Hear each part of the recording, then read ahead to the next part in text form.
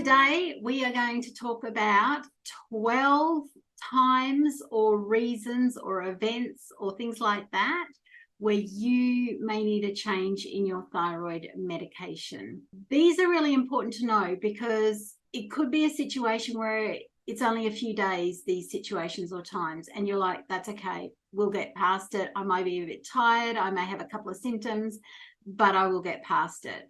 Other times you may be deep in horrible events and things like that in your life, and it won't even occur to you that you may need to address your thyroid medication needs. So this won't be relevant to everybody if you are not on thyroid medication. However, for those of you that are, doesn't matter what kind of medication you're on, these will be times where your body will require a little bit extra. So let's get into it. Number one, changing climates.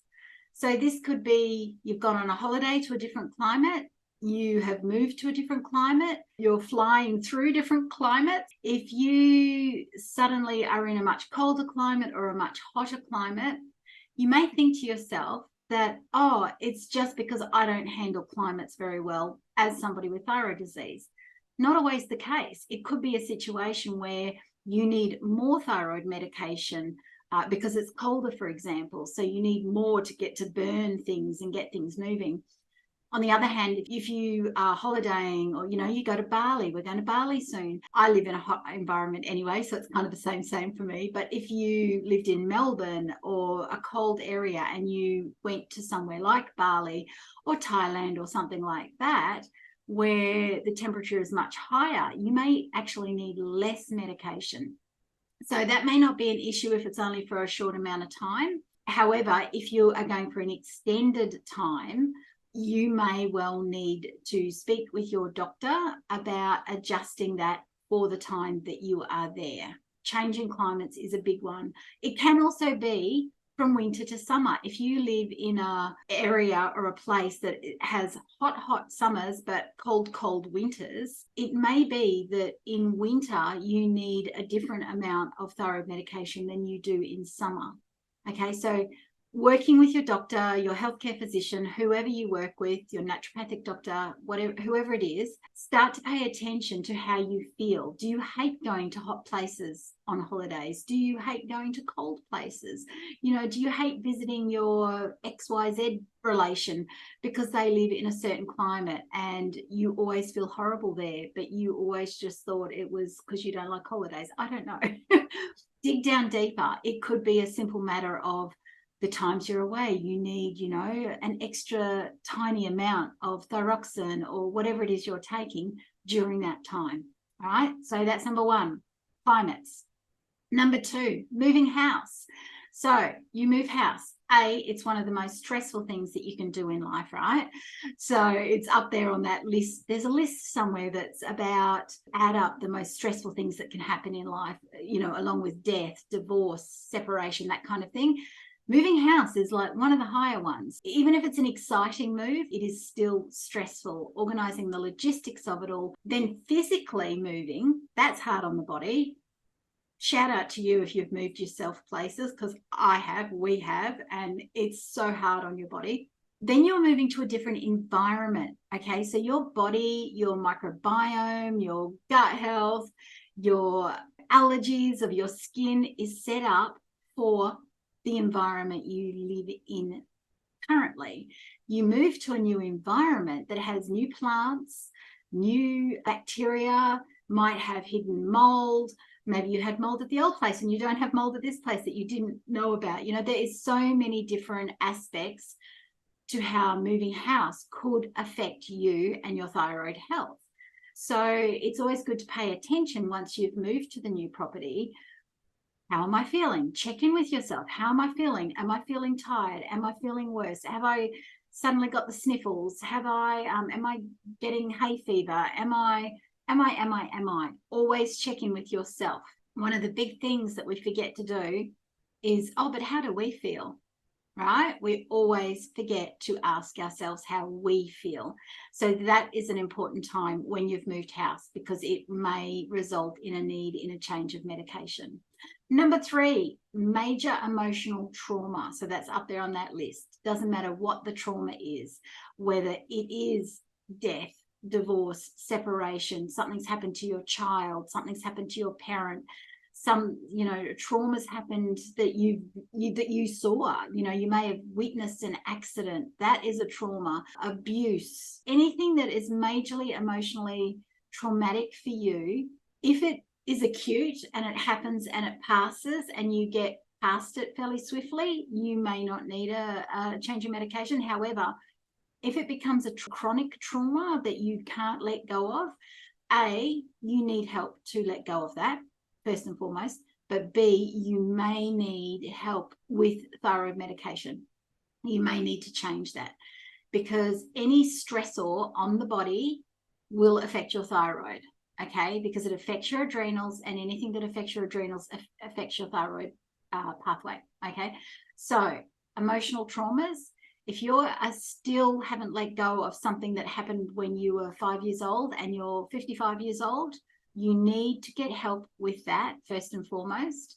But B, are there times in your life where that trauma becomes a really vivid memory because something's triggered it? You feel terrible, you sink into what you think is depression. However, it could actually be your thyroid tanking because you're reliving that trauma. Okay, so emotional traumas, they're tricky. You don't need to hold on to them. There are ways to let go of them, but you have to put the work in to do so. Number 4, physical trauma. So as I said about the emotional trauma, any physical trauma, if you've been in an accident yourself, you fell over and it scared the heck out of you, you bumped into something, anything like that, or even, I was going to say a major illness, but that's not kind of sudden, or it can be sudden, right? Physical trauma would be, a major physical trauma would be like suddenly having a heart attack, suddenly, those sorts of sudden, like out of the blue kind of things, right?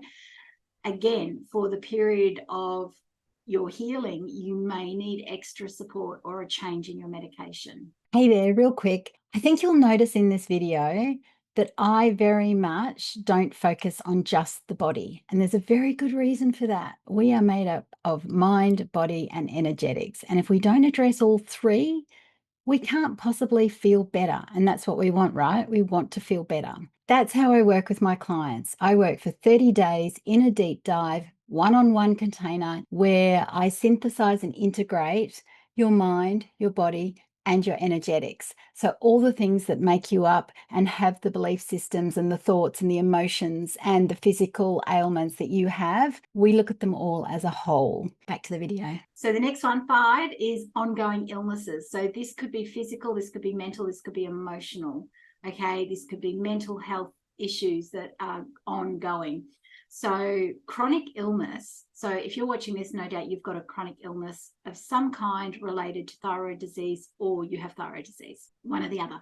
Chronic disease is categorized as once you have required medication or help with that disease on a daily basis for more than 3 months, then it becomes a chronic issue. Any kind of illness or mental health problem or, you know, emotional trauma that has gone on for more than 3 months and you continue to need help for it, that becomes a chronic illness, and you will almost definitely need to have your thyroid bloods checked to see where you're at. Even if it's something like you pulled your back, you fell over, you pulled your back, but in 3 months' time, you are still having problems with your back. You still can't climb up the stairs. You still can't XYZ, whatever it is.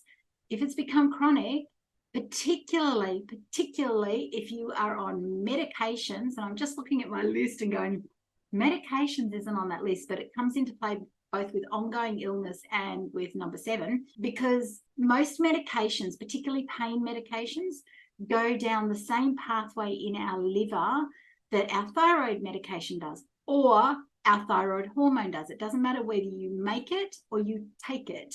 It has to go down your liver pathway, the same pathway that all pain medication goes down. So if you've got an ongoing illness or you surgery, which is coming up in another list, you may well need a higher dose of medication because you won't be converting as much. Our liver is our major converter of thyroid hormone or medication. So that could be another time. So any ongoing illness longer than 3 months, but even if it's a major illness and it's less than 3 months, if you're feeling shocking with every blood test that you have or checkup you have with your doctor with regards to whatever's going on for you, ask for your thyroids to be checked. Keep a close eye on them. Let's go to number 6, puberty, pregnancy, and menopause. Now, while they're all extremely different, they all have the same thing in common. They're high hormonal times in your life. Okay, now I've included puberty because there are many people out there that have been born with congenital hypothyroidism or have been diagnosed at a really young age. My mother was diagnosed at 11.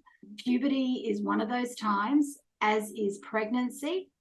The funny thing with pregnancy is quite often, if you've got Hashimoto's, for example, as the autoimmune derived version of hypothyroidism, it can go into a remission during pregnancy. I don't remember how that happens or why that happens, but that all autoimmune diseases, I think it's something to do with the body protecting the baby or something like that. I have to check that out. Anyway, I don't remember everything, right? Your thyroid can go into remission during that time. I had one successful pregnancy and one very beautiful grown-up lad now.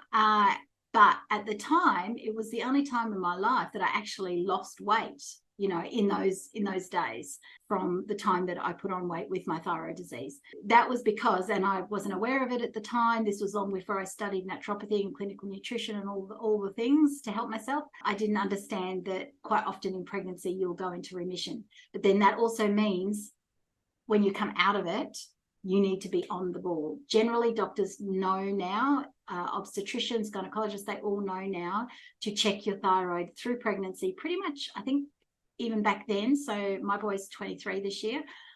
So even back then, I was checked every 6 weeks for my thyroid. So it's that important because if your thyroid's not functioning during pregnancy, it will affect your child's thyroid. So puberty, it will be horrible for particularly a little girl to go through puberty and all the things that come with that, and to have an undiagnosed thyroid condition on top of it, or an untreated thyroid issue, or not enough or too much medication. Okay, that's just adding fuel to the fire for all the things that we go through at that time in our lives. All right, so do your girl a favor. If she has thyroid issues, keep getting it checked for the sort of couple of years until her period irons out, till it, right? Okay, and menopause. Okay, menopause is the other time where things can go awry, because what happens in menopause is we don't actually just stop making those hormones, right, that, keep everything, the estrogen and the progesterone and all that sort of thing. What happens is our adrenals take over. If you're stressed in any way, shape, or form, it is going to bring on these symptoms, right? So when you get the hot flushes, when you get the stress, when you get the irritability, all those things, that is simply telling you you are too stressed for your adrenals to produce those hormones, because it's not a priority to your adrenals if it's having to pump out cortisol and all the other things. That's where menopause can also cause a problem. And what it's telling you essentially is that your adrenals are out of whack. But it's also a time where, till you get through it, until you iron things out, you may need more or less medication. Okay, next one. Back to the painkillers. Surgery/recovery. Okay, so if you've been following me for a while, a couple of years ago, I had a double knee replacement surgery. And at that point, I was down to about 75 micrograms of thyroxine. Yes, I take levothyroxine. Don't come after me.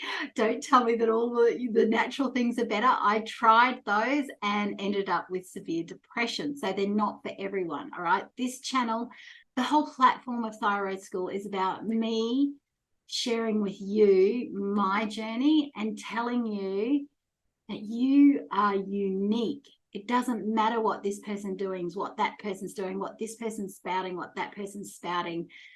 You take what you need and you leave the rest. You have to know what works for you. All right. For me, levothyroxine is what worked for me, okay? But I went from 75 micrograms prior to surgery. I think I got back up to 150 after surgery. And that was, as I said, 2.5 years ago. And it took probably until, where am I at now? So I'm down to about 100 now. I'm working with my doctor because I've had another surgery last year, and it's since then I've had 3 reductions. Any surgery, again, generally, in most cases, you are going to be taking painkillers of some kind. The shock of the surgery, the trauma, the adrenals are not only pumping out the cortisol for the, stress of it all, but your adrenals are your pharmacy. It's your anti-inflammatories. It's your cortisol is, like when we get corticosteroid injections in knees and all that kind of thing. That's just kind of what your adrenals do when they're functioning properly. You've got the physical level, you've got the adrenals going on, you've got the pain, you've got the stress. It is likely, and I was aware of it because I knew after my knee surgery that I would be on painkillers for several months, which I was. It wasn't a stress to me that I needed more thyroid medication. I didn't beat myself up thinking, all this work, blah, blah, blah. It was like I knew it was going to happen because I understood the thyroid pathway. I understand what happens in the body. It was going to happen. I let it happen. I concentrated on healing my knees. I concentrated on all those things. And then eventually it started coming down again. Knowing these things about yourself is not just about your thyroid functioning properly. It's about you being at peace. Okay, so if you're not at peace with what's going on in your body, you're going to add to the stress. You're going to add to your adrenals wanting to pump out more cortisol because you don't understand what's happening. And that's all I want for you, is to be at peace in your body no matter what's going on. Okay. Number 8, a major life change. Now, this could also play into a major emotional trauma, such as divorce, separation, a death of a spouse, a death of a loved one, But a major life change may also be completely changing your life. Many of you know, husband and I are planning to go to Thailand, for indefinitely. We don't know how it'll work out. We don't know when, but that's what we're working towards.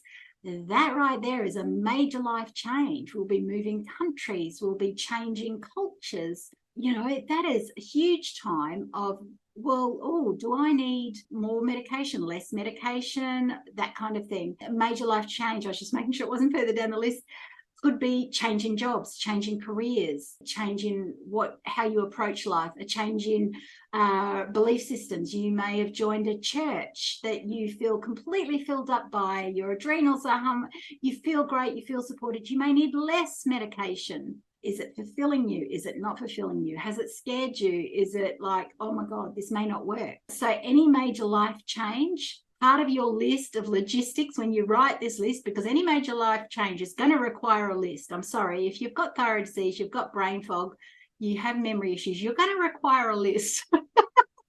So make sure checking in with the new doctor, if it's a change in locations, checking in with whoever also includes checking in on your thyroid. Okay, very important. Number 9, change in diet. Okay, we all do them. We've been probably doing them since the day, we first got thyroid disease in most cases. Having said that, even you hypothyroid people have probably changed diets in an effort to calm your symptoms, sleep better, calm the palpitations, that kind of thing. So we've all done at least one. There's very few people out there that I know of that haven't done a diet. So a change in diet, if you do it for 2 weeks and then you give up, you could have a really rough 2 weeks and you're giving up because, you don't need as much thyroid medication anymore, right? Or, that didn't suit you. You may need more medication and you've given up because you think the diet is not working for you or the protocol is making you feel worse. And it could be detox, right? But also it could be your thyroid struggling to adjust and you blame it on the protocol that you're trying. And it could be perfectly great for you. You've just got to get through that stage, check in with your thyroid, all that kind of thing. Okay, so a change in diet is massive time to be checking in and working with somebody who will do bloods with you. You really want to be working with somebody if you're going to make a major change and you really want to give it a good go, okay? Because you need that support, you need that backup, you need that reassurance that, oh, okay, this could be this, or this. So it's not necessarily, oh, this doesn't work for me. Change of weight. Speaking of diets, all right, when your weight changes dramatically, you will need a change in medication because you don't need as much medication to run your body. This could happen for a myriad of reasons, whether you've done it on purpose, you haven't done it on purpose, whatever the situation might be. If your weight changes, you've gone up in weight, you've gone down in weight, it doesn't matter. You may need more, you may need less. Don't sit around, particularly if you put on weight, don't sit around beating yourself up about, oh, I've put on 10 kilos or 20 pounds or whatever it is. Definitely what will happen is if you've put on 20 pounds, if you've put on 10 kilos, you are going to need more thyroid medication. And if you don't get it addressed, it's going to contribute to further weight gain because everything's going to slow down because you're not getting enough as it is, okay?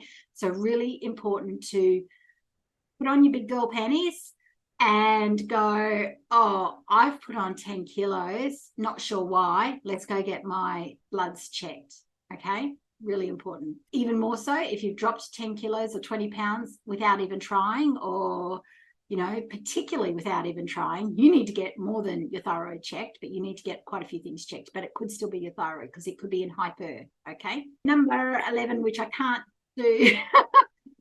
So changing exercise routine, 1st of January. What do we all do? Well, let's go walking. Let's join the gym. Let's do all the things, right? We go to the gym every day for 3 weeks. We're doing great. Then we start to feel crappy. Is it the gym?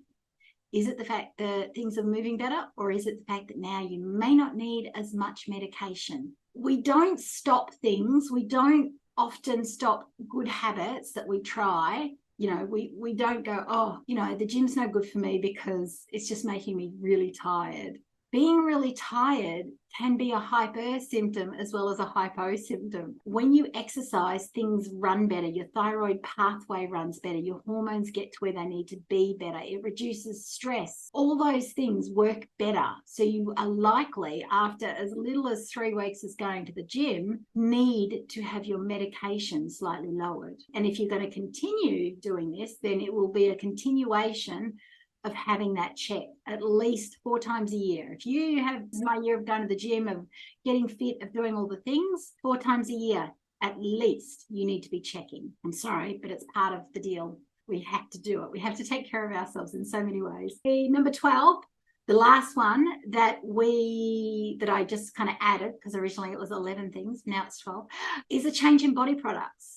Because I suddenly thought about when I first lowered my medication. This was before I started studying. This was way back when I started just reading things. Because back then we didn't have a home computer, you know, all this sort of thing. But I'd been reading things from the library. So change in body products. Toothpaste. The first thing I ever did towards my thyroid was I changed my toothpaste from a fluoride containing toothpaste to a non-fluoride. My medication needs dropped. And I don't remember whether I started feeling bad or whatever it was, but the next time I had my bloods done after that, I needed far less medication because the fluoride wasn't interfering with what was going on in my thyroid pathway. So this could happen with anything that you use. If you start using natural products instead of chemical products, thyroid's like a magnet for chemicals, loves it, okay? And anything that we put on our skin kind of soaks into our body in like 26 seconds, I think it is. So if you think about that, all the blood in our body goes through our thyroid once every 15 minutes. Anything that's in our skin, on our hair, you know, all of those things is going through our thyroid. Now, thyroid's going, oh, let's grab that. Heavy metals, body products, chemicals, parabens, formaldehyde, all those fabulous things in all the makeup we wear and the hair dye, which is why I'm now letting myself go grey. And I was using organic hair dye. For years, I've used organic hair dye. I just got to a point where I went, enough. The least amount I can put on me, the better it is for my thyroid. Any change in body products, once you've like found the products that you like, if you're swapping to natural products and you have been using them, you know, long enough that you go, yep, I'm sticking with this, get your thyroid checked. All right. So that is it. That is my 12 reasons or times that you may need to change your thyroid medication. And not all times and not all situations will require it. But I want your first thought to be, when you start to feel bad about something or crappy inside, or you start to feel really tired and you weren't last week, what could you have done? What's changed that could possibly have impacted your thyroid? That needs to be your first thought. And if you've changed nothing, done nothing, then you need to look further afield. But any of these times in our life, which is why thyroid disease is so tricky, okay? Because the times that you go to the doctor to have your bloods, it may have been 3 weeks after the event and you're fine now. Our thyroid goes up and down depending on what's going on with everything else in our body. And stress is a killer, right? Stress is the kicker when it comes to us and what we're doing.